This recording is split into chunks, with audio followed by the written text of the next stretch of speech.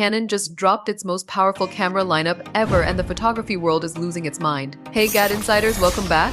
Canon is celebrating 30 years at the top of the digital camera game, and 2025 might be its most explosive year yet. After testing every Canon camera for 2 decades, the new lineup proves it isn't just competing, it's dominating. Leading the charge is the Canon EOS R5 Mark II, the camera that's already being hailed as Canon's greatest creation ever. With its 45-megapixel stacked sensor, sharp autofocus that can track everything from soccer stars to basketball players, and a wild 400% in camera upscaling your photos to 180 megapixel, it's a true monster. The R5 Mark II is so fast and so smart, it feels like it's doing half the job for you. Beginners aren't left out either. The Canon EOS R10 remains the budget hero of the mirrorless world. It comes with pro-grade autofocus, 15 FPS bursts, solid 4K video, and an easy-as-hell control layout. It's the perfect starter cam if you can forgive its older sensor. For those who are into speed, the Canon EOS R3 is still an unstoppable machine, firing off 30 FPS raw bursts and 6K 60p video without breaking a sweat.